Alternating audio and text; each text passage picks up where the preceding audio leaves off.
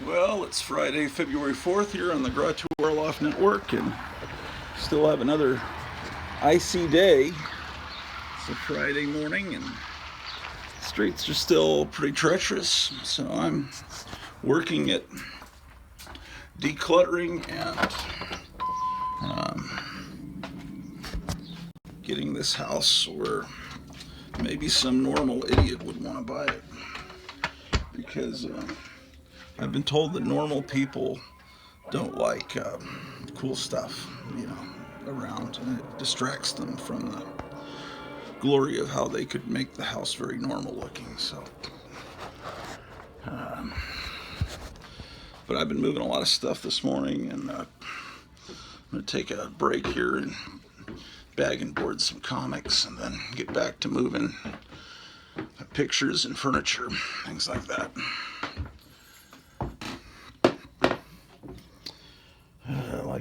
This picture of oh shit, hold on a moment. This picture of my grandfather's fallen out of the frame, so we need to fix that. Alright. Some of these cheap ass frames, the pictures start falling out of the bottom.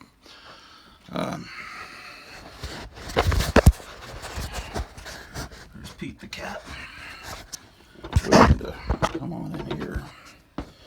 Okay, so let's see what we can do here.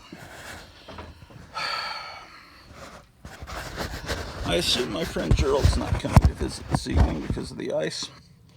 I sincerely hope he isn't, mainly not to be antisocial, but because this room is becoming, where he normally sleeps on Friday nights, is becoming more cluttered as I move things around. This is a picture of my grandfather. He was a Major League Baseball player. Anyway, it's falling out of the frame. Oh, we need light, don't we?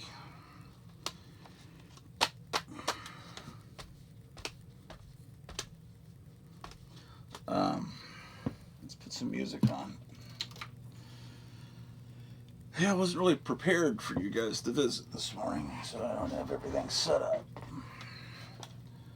Let's see. This is episode 493, I think. Maybe it's 494. I don't know. Something like that.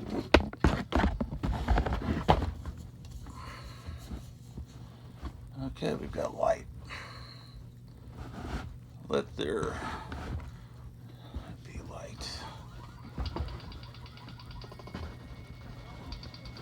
Oh, come on. Oh, shit. Nothing's working this morning. Okay. Apparently there were good job numbers this morning, but I'm sure those are all skewed. Those are jobs where people stopped working and they went back to work, and now they're making it sound, oh, it's so wonderful, we've got all these new jobs. But at least that's my suspicion.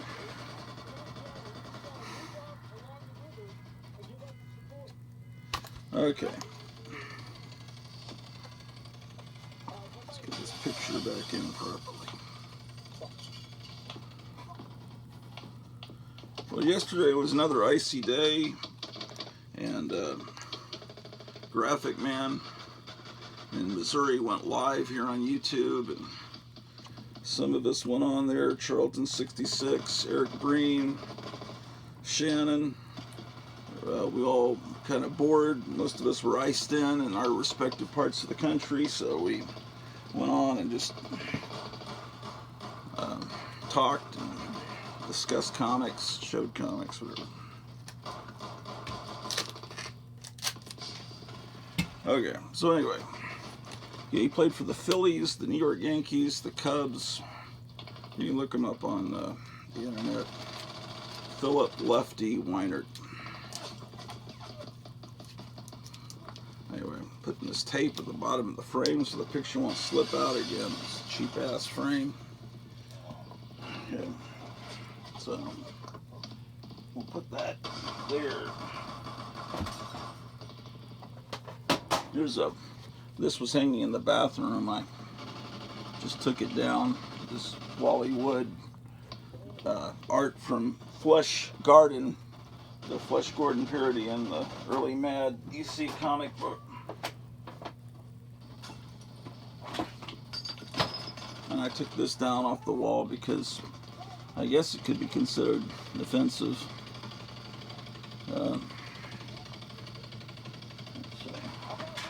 Well, I'm taking out everything, including all these things. It's actually giving me a chance to dust them too. Just stuff that you can get at Hobby Lobby. Okay, so what can we do now?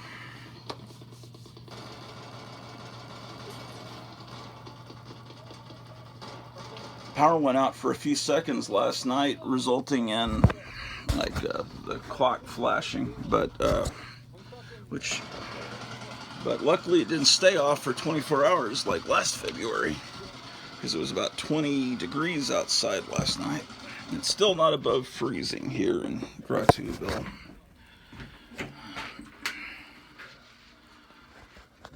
I'm taking down pictures and doing all kinds of stuff.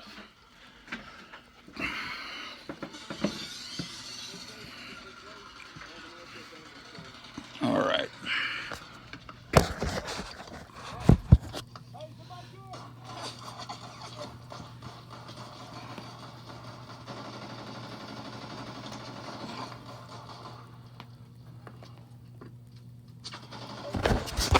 I'm plugging in the phone so I can get an electrical charge while we film this morning's exciting broadcast.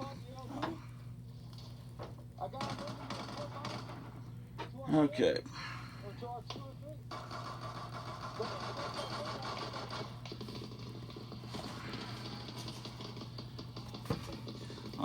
On snowy days, the neighbors get bored, and sometimes they have shootouts and things. I can't control what the neighbors next door do. They've been firing guns all morning. But don't blame me, they voted for Joe Biden, so they're crazy. Let's see what we got.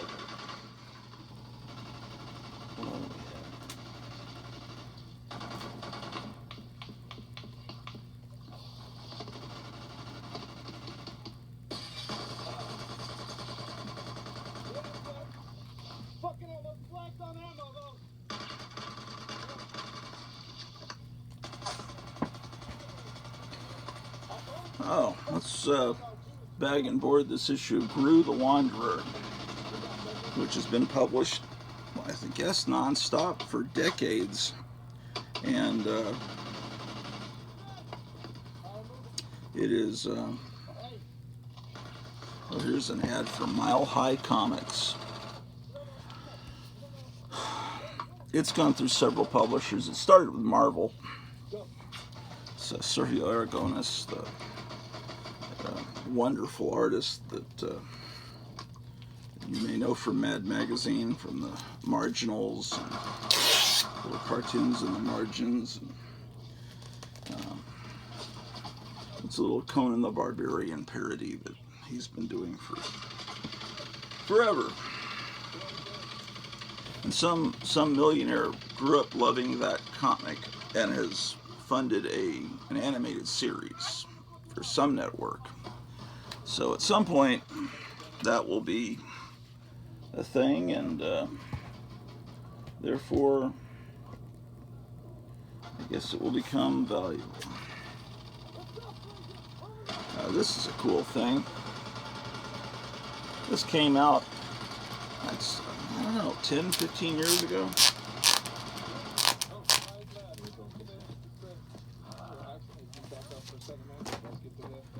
That's my recollection.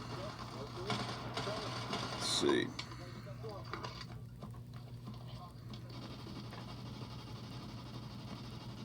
It was printed in 1997. Shoot, that's longer than I thought. Yeah, well, what it is that it's a cool idea. It reprints Golden Age comics, but it reprints them on paper that's made to look like it's old. So it actually looks like old paper. But now, since it was made in 1997, there are some comics from 1997 that weren't stored very well that actually have paper that look like that. But basically, paper like that you normally associate with a comic that's, 50, 60 years old. Newer comics that have paper that color, the owners were some. But anyway, yeah, it's cool because it's made to look old, I think. So that was a neat thing. I can't believe this came out in 1997. Wow.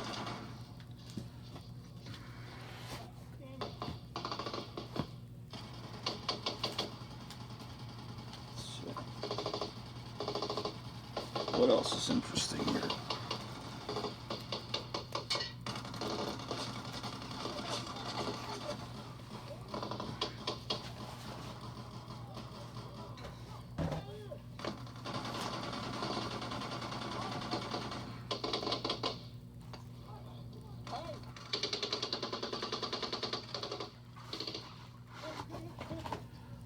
Here's an old issue of Master of Kung Fu. It was made into a movie that I didn't like, but I guess maybe somebody somewhere liked it. I guess that's possible. Usually people that liked the movie had never heard of the comic book, but then a lot of people had never heard of this comic, which Paul Galassi was such a great artist. Look, the movie did not look like that, first of all. See, the thing, how hard is it to make a Bruce Lee kind of movie? Just get a guy that looks like Bruce Lee and just try to... It wouldn't have been hard. He looks a lot like Steve Austin, the $6 Million Man, does. Yeah, this art style was quite spectacular. But yeah, the guy should have looked like that.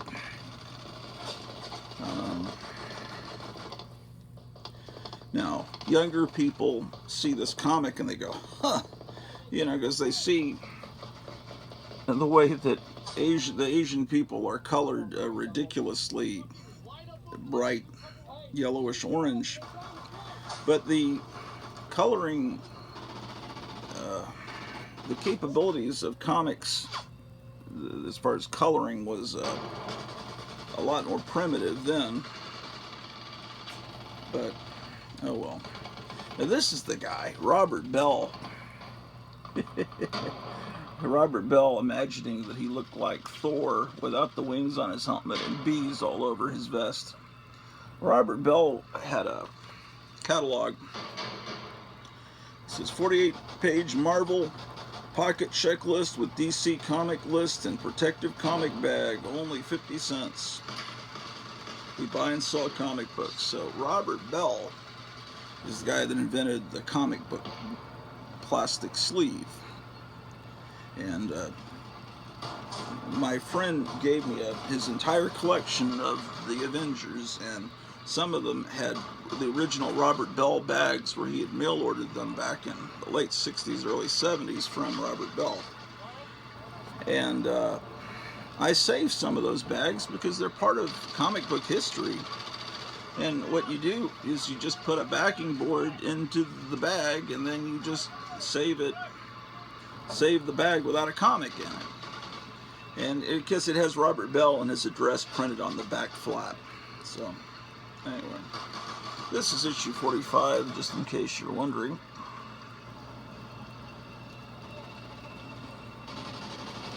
Yes. I like this here. The Marvel Bullpen proudly presents what we feel is an outstanding achievement in comics art. That's actually true. It's not a joke. It's not a hyperbole. As our beloved leader who got 80 million votes likes to say. He says our the Bill of Rights, those aren't Those are not absolute. He stated that yesterday.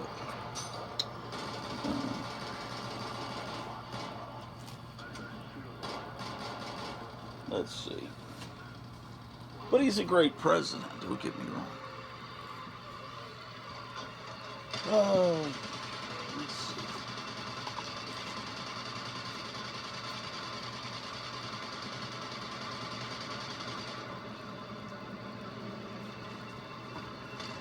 I'm going to do a whole feature on the Micronauts soon.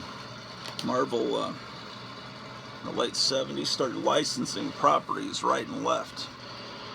They licensed Transformers, they licensed Micronauts, they licensed ROM, a toy robot. I'll do a show on ROM too, or maybe I'll combine them into one long show. Godzilla. They licensed Godzilla from Toho. And later, of course, they licensed G.I. Joe from Hasbro. So they were doing all kinds of licensed properties and stuff that I can't even think of right now. But Micronauts was a cool one. The only Micronauts I got back in the day when these were actually sold in stores was Baron Karza, who looked kind of like Darth Vader. This little guy, I've since gotten him from a friend of mine that sold toys back in the 90s. Oh, see, there's Shang-Chi again. I refuse to call him Shang-Chi because I called him Shang-Chi since the 1970s, and now some movie comes out and makes a big point. It's pronounced Shang-Chi. He even says it in the movie. But I pronounce it Shang-Chi, so there. Yeah, the art's great. This was good stuff. Yeah. Bill Mantlo was a great writer. Michael Golden, the artist. Yeah. Anyway, they came up with the idea of the microverse in this, and they can't use that term anymore because now that Marvel no longer has the rights to the Micronauts, they can't really reprint these stories. So these are comics that are kind of orphaned. Micronauts, ROM, G.I. Joe, they can't really be reprinted by Marvel because they're owned by these comic companies. So you got to get the original comics, which morons call floppies.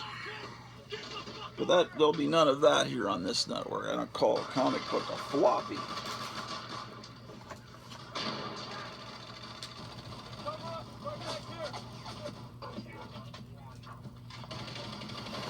What else can I show you?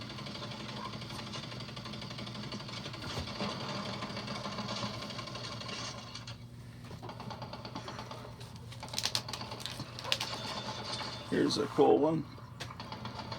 70s Fantastic Four. I always loved this cover.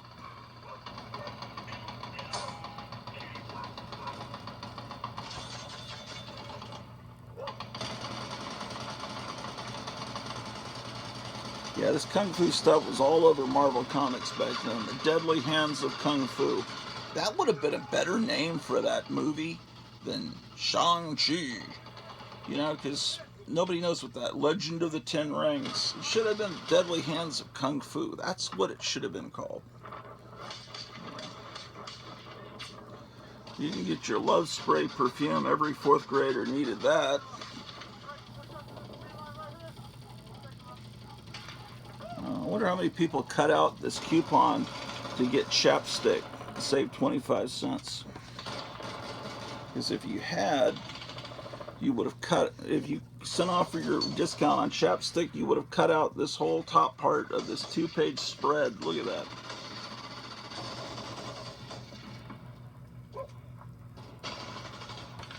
I'm recording the 1967 Fantastic Four animated series from Hanna-Barbera downstairs so I can finally get that back to Jambo Comics. So he sent me a bunch of Marvel superhero stuff on DVD and VHS a while back, months back, and I need to get it back to him because I'm starting to feel weird about that. Especially, you know, you see someone starting to box things up, take things off the wall, you're afraid, well, hope my stuff I sent him doesn't get lost in the move. So I'm going to have to get that off before any potential move happens. So I really do appreciate him sending me that. I've been a real rat fink and negligent in getting it back to him. All that stuff.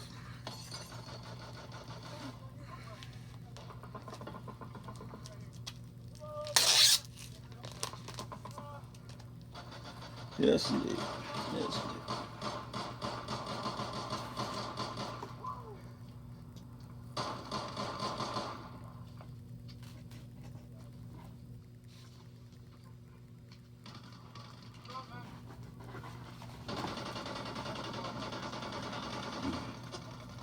Shit. Here's some more Master of Kung Fu comics.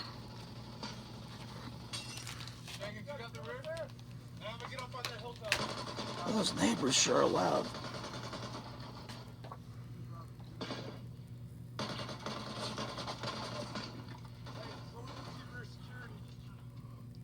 Your kung fu tricks won't help you save that girl, Chinaman. Her sands of time have run out.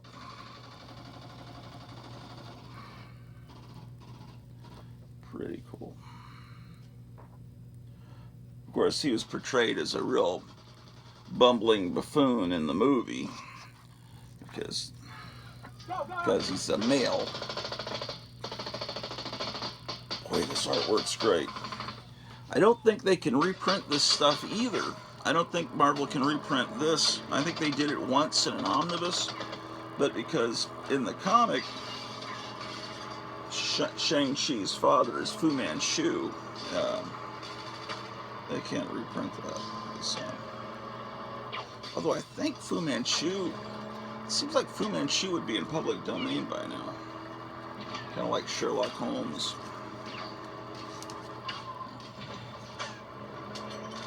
Tape. Where's my tape?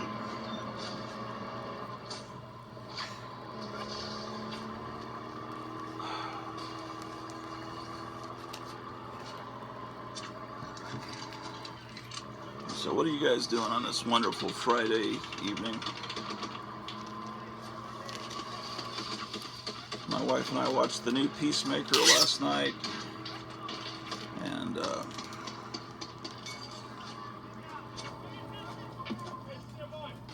think we're gonna I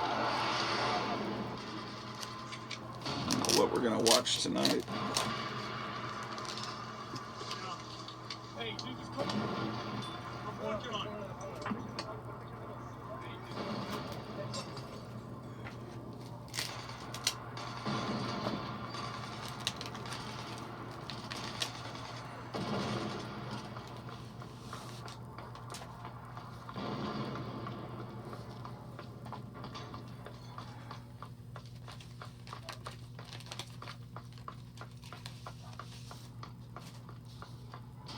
Yeah.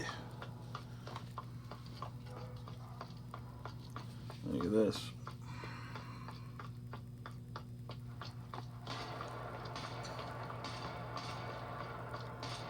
This isn't Paul Galassi art, though.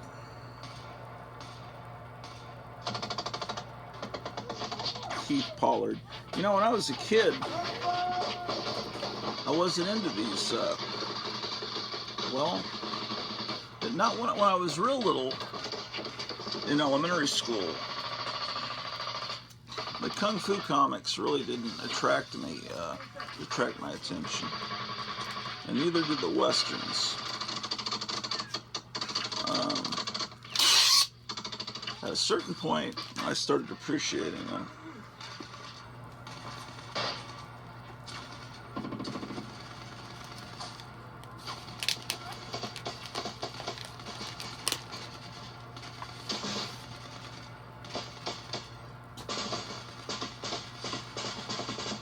There's another Fantastic Four 150 from that 70s period. Again, when you see a 25-cent comic, always check to make sure that the Marvel value stamp is there. This one's a Black Widow, because it was during the 25-cent price time period that they did these these value stamps. And sometimes it affects the story. Let's see if it did in this particular issue. In this particular issue, if someone had cut it out, you would have lost this comic book catalog ad and this seahorse ad. 25 live seahorses. Or you can get a $1,000 looking ring for $37. $37 is a lot of money then.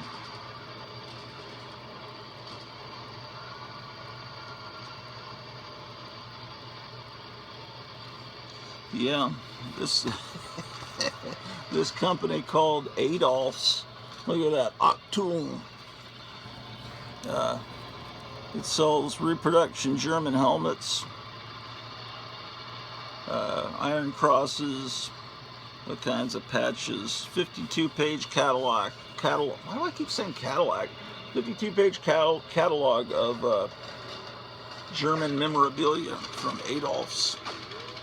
But that was used by bikers and surfers, people that were kind of outcasts from society, like to throw those little things into their wardrobe.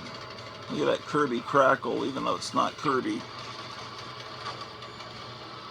Oh, this has got to be, you got to speculate on this because they're making an Agatha TV show, and look, there's Agatha.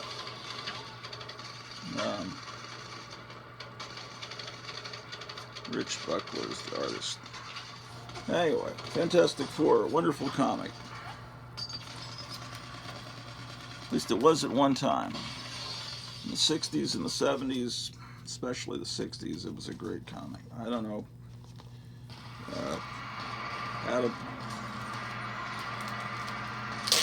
don't know what they've been doing the last few decades. I think they stopped publishing it for a while because the movies from 20th Century Fox were so bad that Marvel just stopped publishing, hoping that the movies would flop because they didn't have the comics tied into the movies. And then if they flopped, maybe 20th Century Fox would just stop making the movies and the rights would revert to Marvel. But now Marvel has the rights back.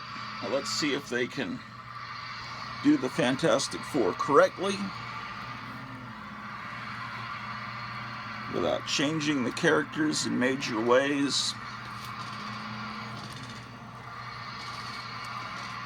We'll see.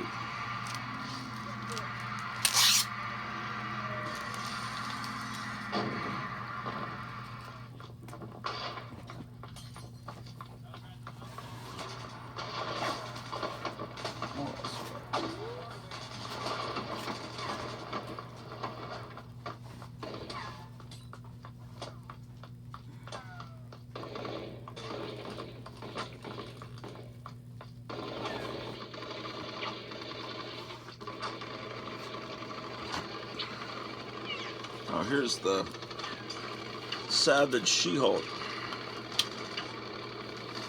Now there's a TV show being made of this as well. This Marvel comic could be worth $2,500 to you.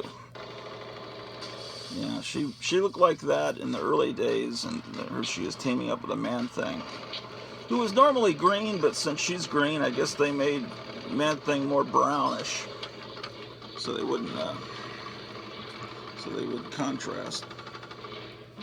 Yeah, but anyway, the sensational She-Hulk comic, she was less savage, and she dressed nicely.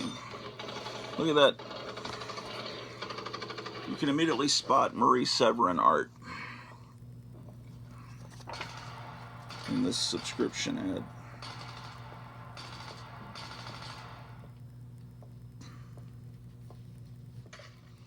And that as well, you can tell is Marie Severin art. Her art always has a bit of whimsy to it that I think is wonderful.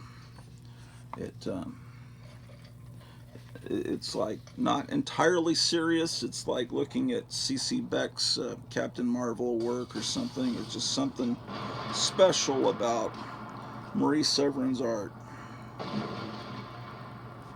Back in the days when there were ads trying to get you to put weight on instead of taking weight off.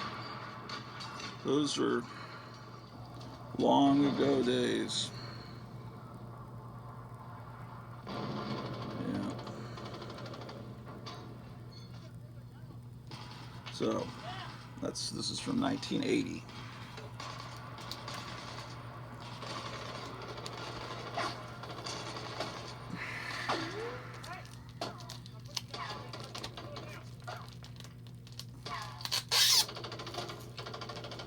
My neck's starting to get stiff. I wish some of you guys lived here locally and could help me with this process of packing up and potentially moving. I don't know, maybe some of you do.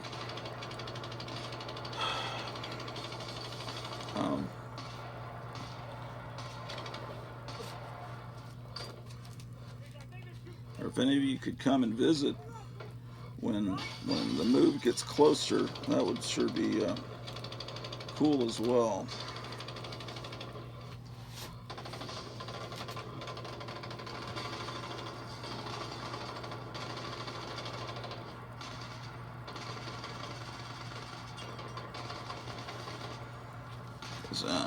Get tired, man.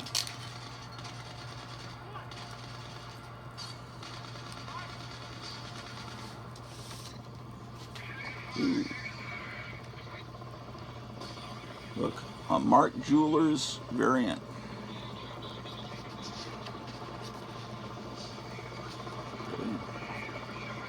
Mark Jewelers.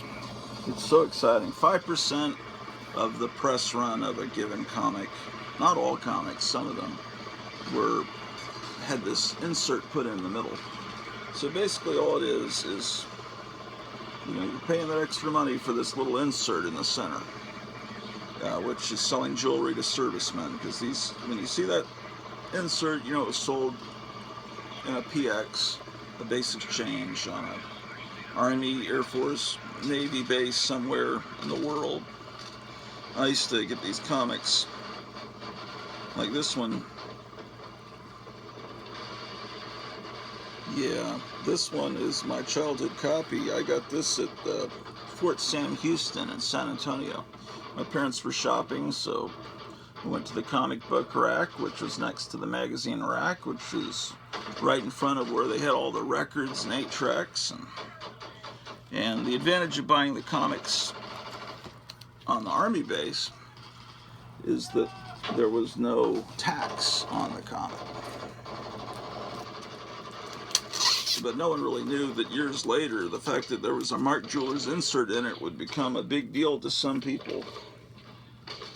People that like things to be different and special. I mean, I guess it's kind of cool, but I don't think I'd pay a whole lot extra, if really anything. Because to me, it's not that special, because I grew up with the Mark Jewelers stuff, and I got so many comics with that. Okay, I'm clearly moving for some. Oh, I was going to get something from the other room. That's what it was. And, I start moving and I realize, why am I moving? There's got to be some rationale, some reason.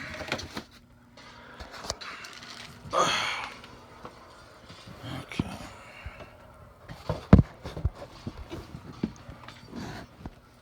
So I vowed anytime I enter a room, I'm going to make some kind of change to the room. So here I am in the bathroom. So let's see, what can I change?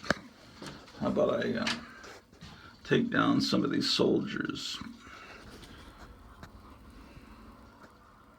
It's a Japanese soldier. It's not an original. This is from made in Mexico. I bought this at like a mall back in the 90s. It's hard to believe they stole some. And then this. He looks like a Russian soldier. This is an original Marx one. This isn't a reproduction. I did not do this. I bought this at a garage sale for like nothing, and I thought it was so bad that it was funny, so I hung it in the bathroom. So, oh, here's another angry Japanese soldier. So let's put these over here. Get them packed up. Angry, murderous soldiers. Wonderful toys. Okay. I was going in here. Well, let's see how the Fantastic Four is doing downstairs. I might need to switch to another disc. I don't think the mailman's coming today. He didn't come yesterday either because of the ice.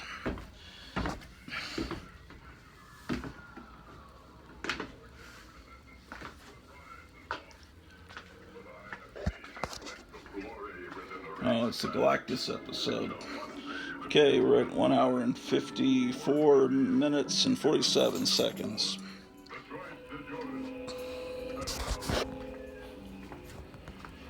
Yeah. Why am I here? Oh, I came down to check that. I was going to get a box from this other room up here.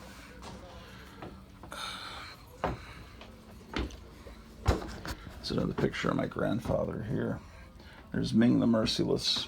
I'm sure this picture will offend people because of the boobs, possibly. Let's see. Let's take down this Hopalong Cassidy Radio 10 sign because that way... Oh, I didn't make a change in the living room. You guys are supposed to remind me. Anytime I go in a room, I want to make one change to it. Okay. So that means the next time I go down to the living room, I'll make 2 changes. Okay. All right.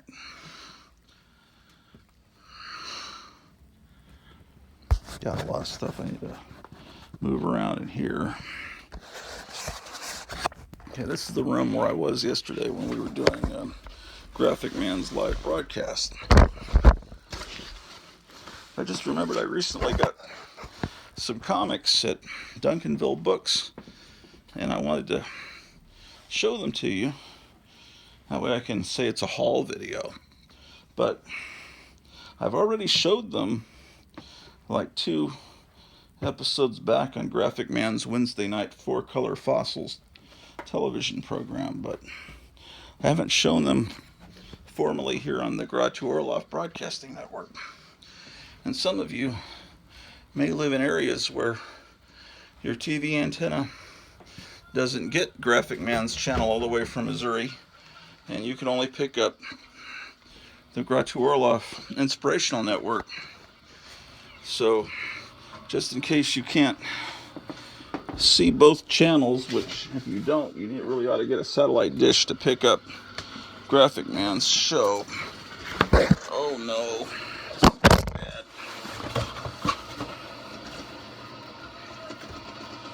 Okay. And we're back.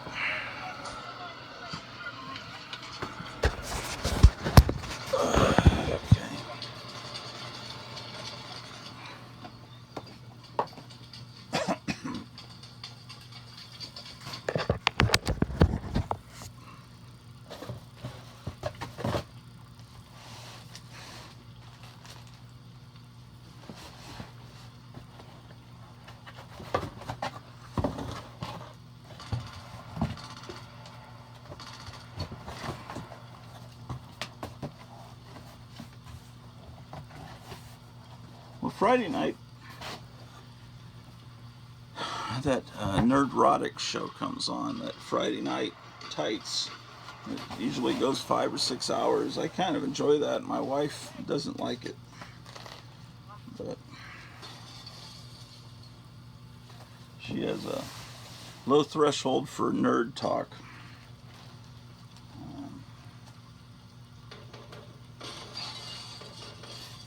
What is this stuff? No. Oh, here we go. Here's some of the stuff I got from their these were in the $2 bin. Here's Archie 222.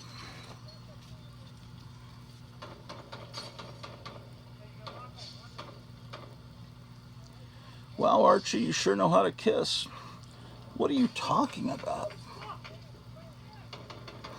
The little smiley face balloon dates it to a certain time. That's from the 20-cent era. Here's Archie's Girls, Betty and Veronica, number 136. It's a babysitter status symbol. It means we only sit in homes with color TV. That's the old NBC peacock that spread its wings and showed the magnificent color you were about to see. Oh, this got water damage, or does it? Let's see.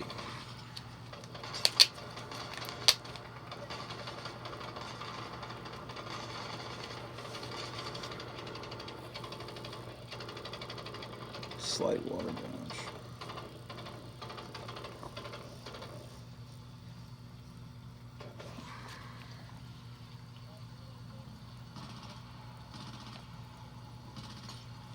It's got a, comic books today,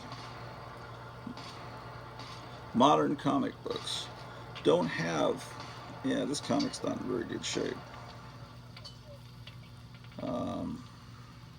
It's cool to see them all decked out in Roman outfits. What a, holy smoke, it's Slave Girl. It should be interesting reading. Yeah, this statement used to be, I think, required to be put in all the different periodicals. It was a statement that tells circulation. And they don't do that anymore, because I keep wondering how many comics are printed today of an average comic that comes out in a comic store today. I don't think many, because there's only about 2,000 comic stores left. I think there were double that amount before the pandemic started, and a lot of them closed. They didn't make it. So if you think about, I think now comics are almost, I guess, printed to order, because people order comics from the stores. They let those store owners know what comics they want, and they order that many and a few extra. And so anyway, the number of copies printed. Oh, man, I need my reading glasses. 554,155. The single issue nearest to filing date, 670,749. The 554,000 number is the average number of copies each issue during the preceding 12 months. Sales through dealers and carriers, 339,295. Through mail circulation, 3,000. What I was doing is, if you can't see something, if you make a tiny little pinhole and look through it, it helps focus the light into your eyes.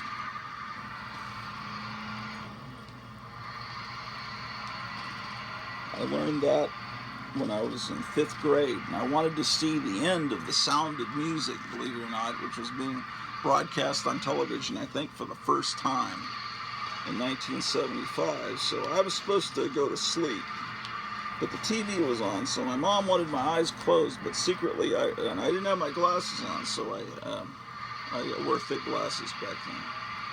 So I looked through the little pinhole I created, and I could see the show. For like a whole hour, I watched the movie that way. There's a lot of... Here's the January 68 issue, Betty and Veronica. Veronica, what's the point of the military look? To help us get an army of boyfriends.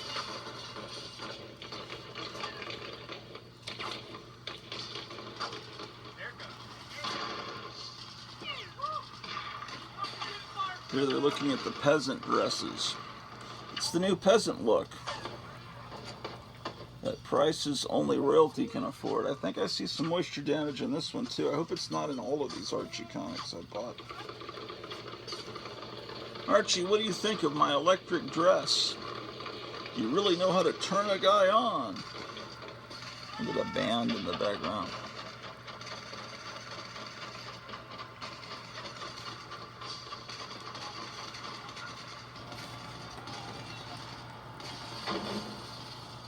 Oh, this one I've had for a while. This is not from that haul. Daddy, this bad man scare me. But Kal-El, I'm Jimmy Olsen. I'll be your pal when you grow up to be Superman. I've come from the future to save your world. Put my son down or crypto will bite you. How about that? Can Jimmy change history? Read Olsen's time trip to save Krypton. At least he didn't have to marry a gorilla in that issue. It's another issue. Number 99.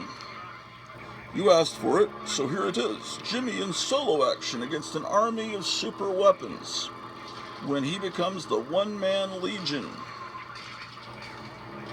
He becomes Sun Boy, Element Lad, and Lightning Lad. Back to the Archies. Hey gang, should we have a love in or a be in? How about an exam in? In that disgusting Riverdale TV show that I think's on the CW network, Archie has an affair with Miss Grundy.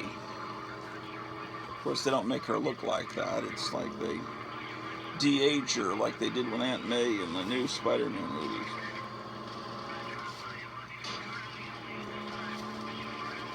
Okay. Ronnie, don't your hot pants leave you cold? No, but our new cheerleader does. I don't like the new cheerleader.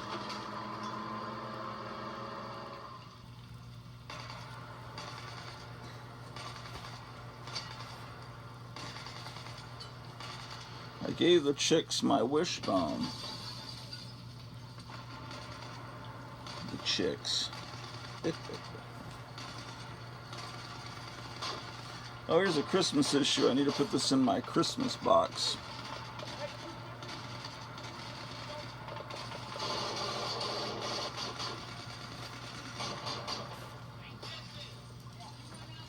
I don't think I have this issue of Batman Family, so I bought it because it was just, $2. The blue sticker means the $2 comic. It doesn't look like it's in the greatest condition, but let's take a look at it.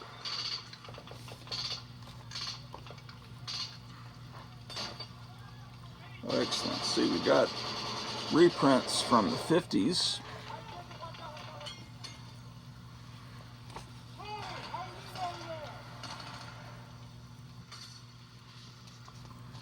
Usually there's one new story and then oh, look at that, Bat Hound. Excellent. What a good purchase this was. Ace the Bat Hound. Yeah, and then there's a new story backed with the old stories. Yeah.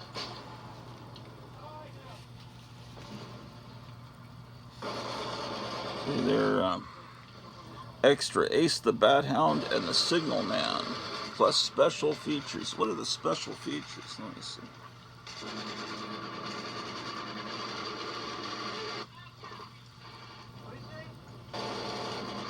Oh, here's the special features. It's a Batman's Rogue Gallery. Signal Man, the Mad Hatter, and the Blockbuster.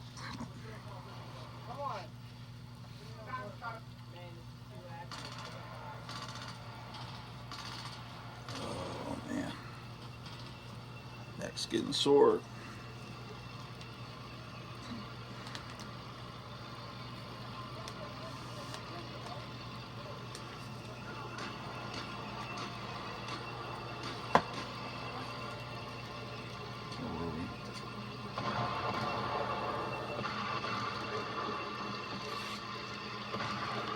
Baby Huey, the Baby Giant.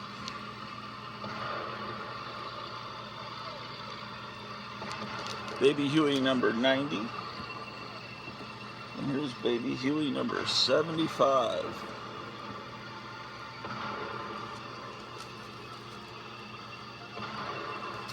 Man, those neighbors just keep making all this noise. Dennis the Menace and California. Oh,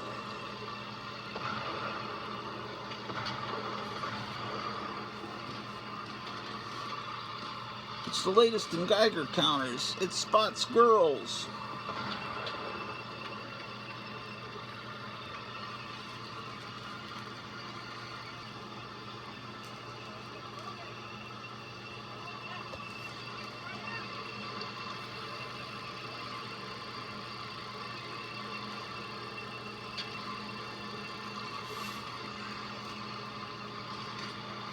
I also got this 15-cent Casper.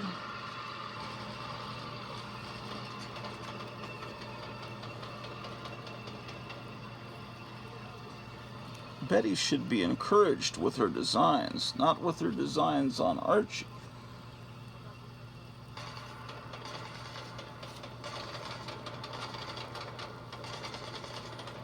Oh, a date stamp. Hard to read. 12-cent. Why 3 cones in each hand, Jug? My mother expects me to eat a balanced meal. The date must be June 10th, 1966.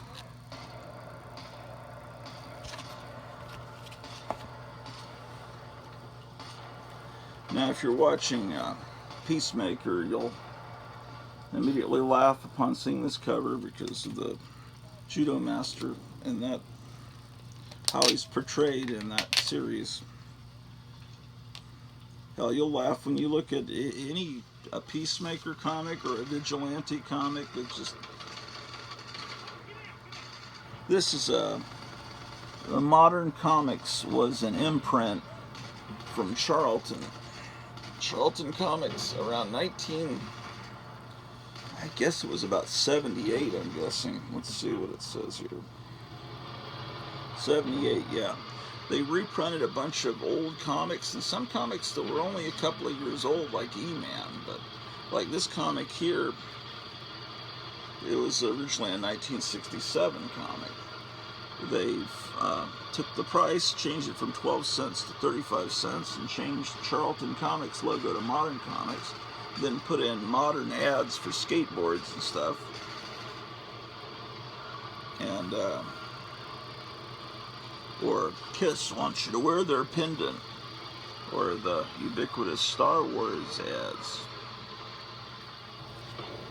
And then they sold them. I never saw them sold individually. I'm so more fascinated with the ads for some reason. Yeah, that's very 70s. They didn't sell them individually as far as I know. I think they were only sold in 3-packs.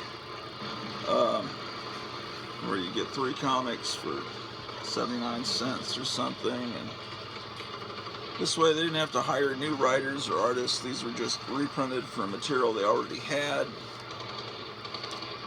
And when I saw these there, I was so excited because we had just watched a big battle between the Judo Master and Peacemaker the night before. And I didn't even look, I didn't notice this wasn't an original 12-cent comic. And then I saw 2 of them, and I didn't realize I was buying 2 copies of the same issue. So I got 2 copies of this. Although these aren't valueless, there are people that collect the modern comic version. They're not ever going to be as valuable as the originals. They did that also with Peacemaker. There's some Modern Comics reprints of the original Peacemaker comics. Here's Laugh, number 198. It's she says, I think it's silly of Betty to wear so many watches when one will do. So, that's a fad that has been forgotten, I guess. I thought at first this comic had been scribbled on with a red crayon, and then I realized, oh, that's the joke that they got sunburned through the cracks in the boardwalk. Little Audrey and Melvin, number 30 something, 33.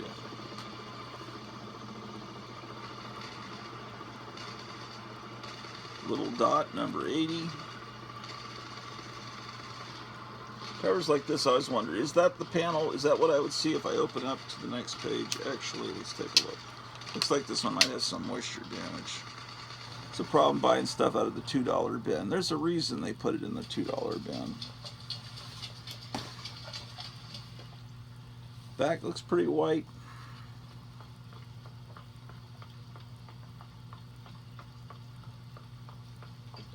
This is older, man. Yeah, this is older because look at Hot Stuff with the giant head. That's how he first looked. I'm betting this is, it's 12 cents, but I bet it's early 12 cents. This might be 63 or 64. Let's take a look. That was a game I used playing last summer, right? I'd get a comic, and then I would try to guess the month and the year before I looked. So I'm going to guess February 64. Shit.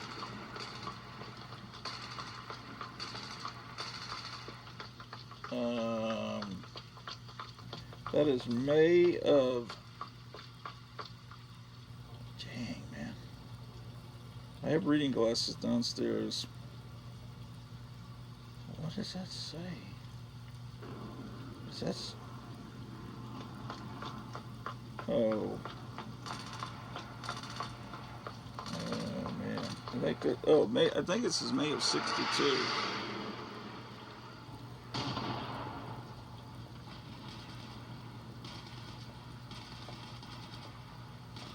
Yeah, I think it's more like 62, judging by these ads.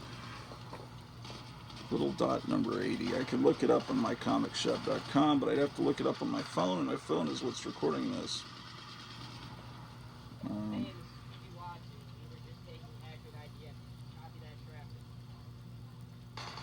There's a cool ad.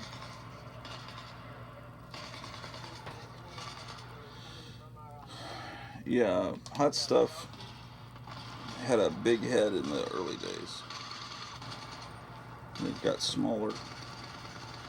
But that's the way, you know, if you read the Old Testament, they talk about how baby demons are born with giant heads, and then as they gradually get closer to being potty trained, their heads shrink. But Hot Stuff is still not potty trained. He's still wearing a diaper, man. He's like probably about 62 years old. Okay. One of the great comics, Little Monsters. I don't know if I can keep going. Look at how they wrote number 34 on the back. That was very helpful. My neck's starting to hurt, so I may need to go rest for a little bit. This is number 30.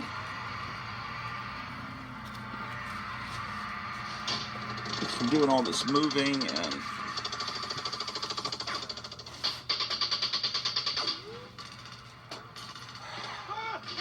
I got this half price. It was $20. I got it for $10. That's what the red sticker at that store means. You get it for half price.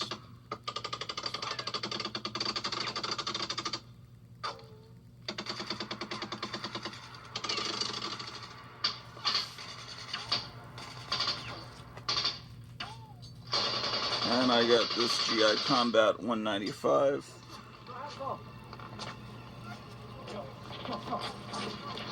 And 212.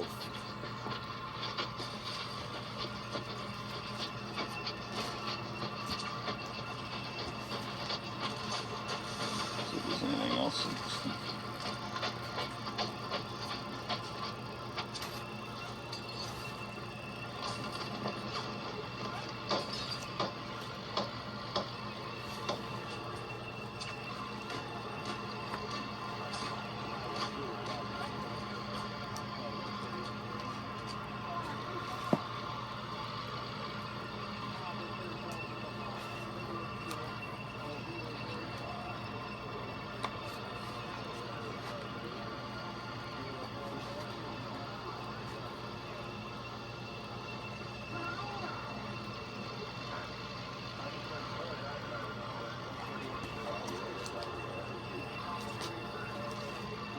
Did you ever see this? Jason versus Leatherface.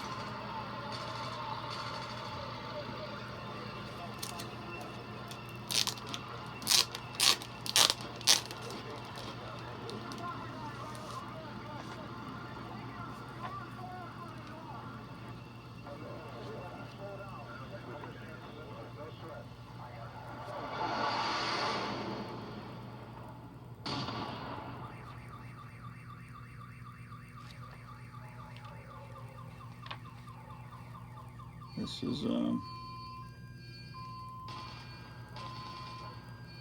of these gore comics.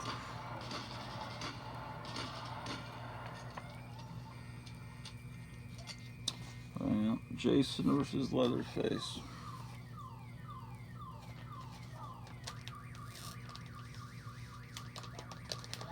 Whew.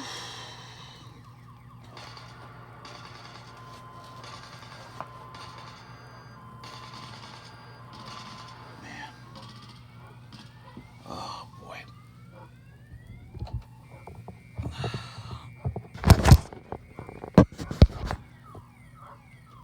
I don't know.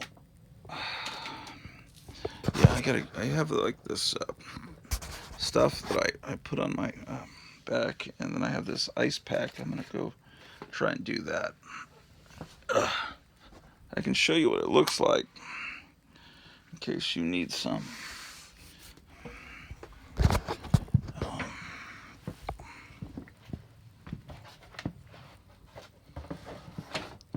think I've been doing too much. Okay. I'm in the hallway, so I have to change one thing. What can I change?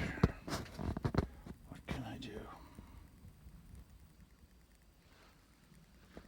I don't know.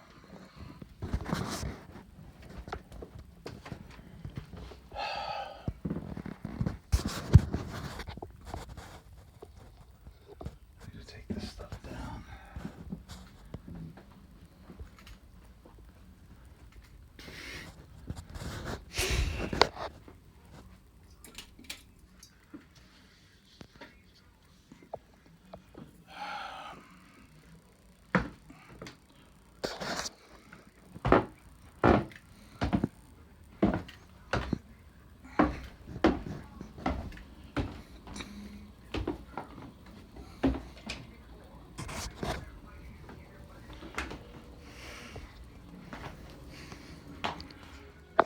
Let's see how the weather's doing outside.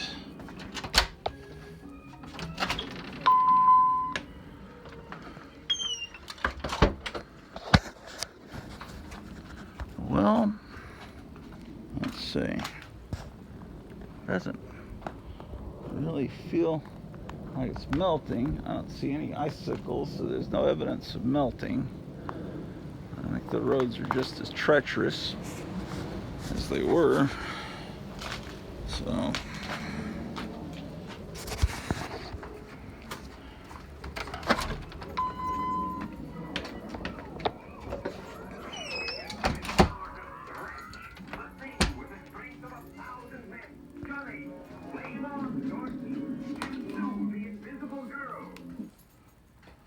okay, let me finalize this DVD-R. Ooh, dog left a little surprise there. Let me get this up. Just a moment.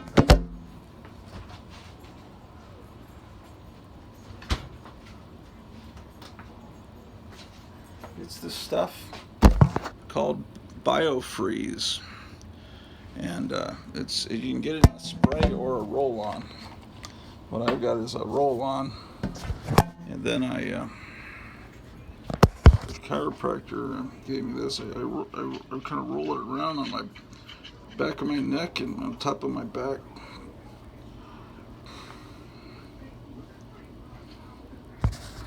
And then I've got an ice pack, and I usually will sit with that for about 30 minutes.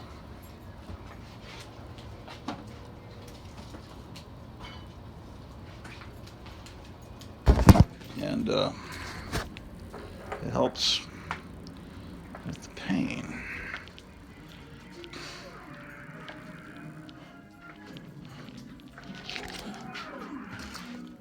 Let me first get this. Dog pooped on her puppy pad.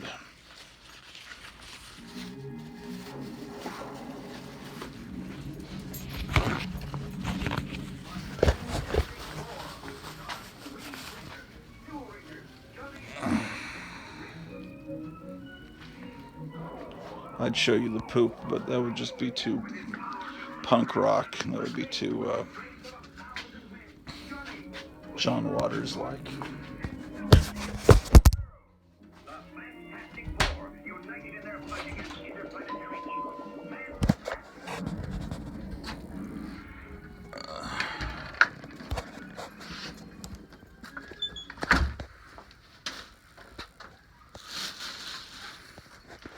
All right, poop is disposed of.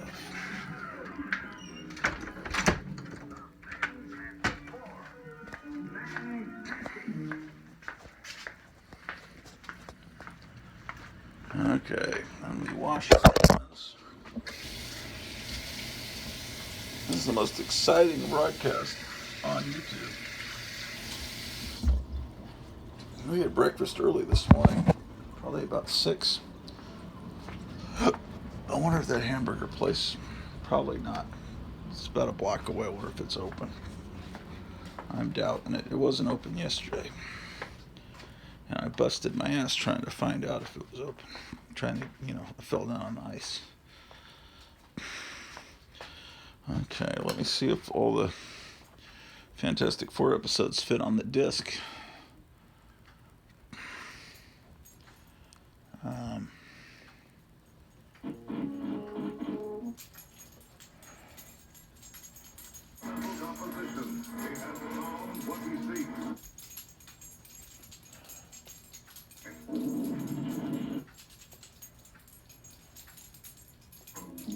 Yes, they did.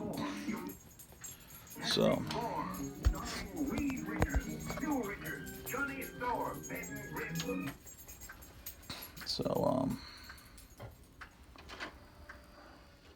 get the disc out. I made a set back when he first sent them to me, but I don't know where I put them. And I always liked it's something that's so cool to me, the Fantastic Four. I want to have 2 copies. So this one. So this is the original. So I'm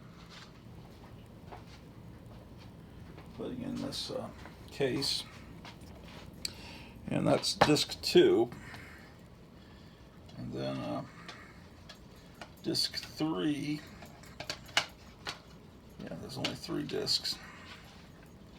We'll put that in the player.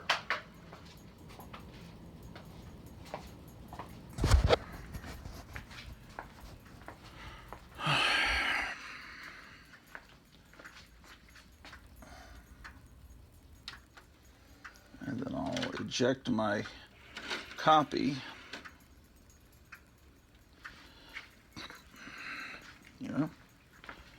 And then I will take this Sharpie and write FF 1967 disc 2 on it.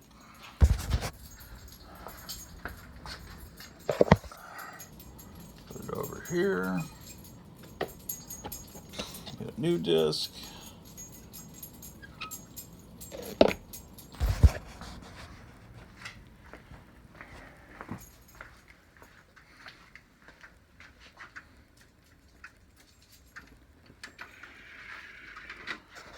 Okay. What is going on here?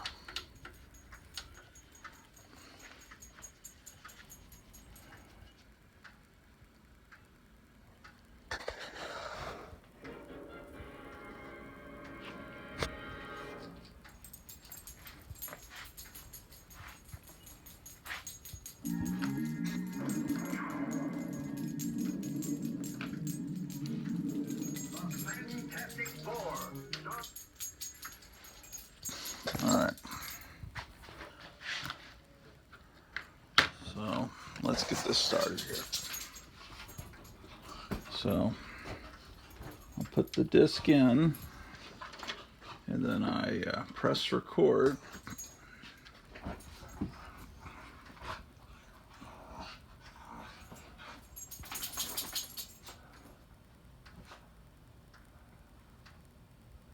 All right,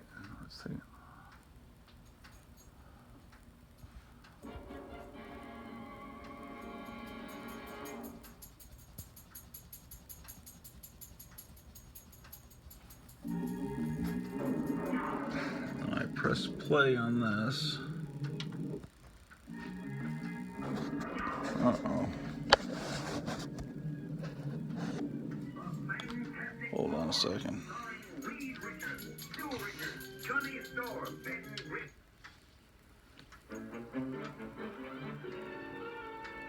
There we go.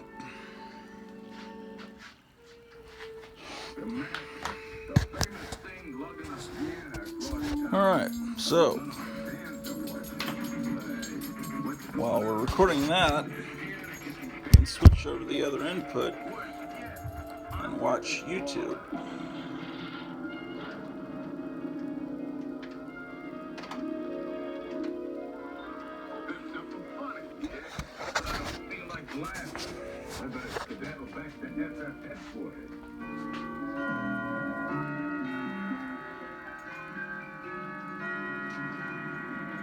Alright, there's the remote. Got my ice pad, my ice pack. This is what the ice pack looks like. Okay, so let's. Drew the dog is excited. How you doing, Drew the dog? It's Drusilla. That's a painting of Vampira done by my friend Joe Riley back in the mid-90s. So let's.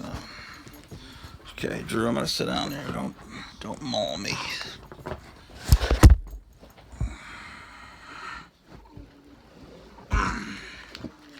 Okay. So I take this ice pack and I put it back behind me. And let's see what's going on YouTube.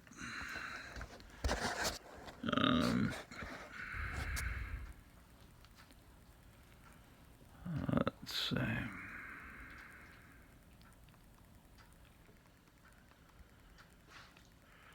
Well, I guess I'll see you guys soon. I'll do another episode maybe tomorrow, sometime soon. So take care. Be seeing you.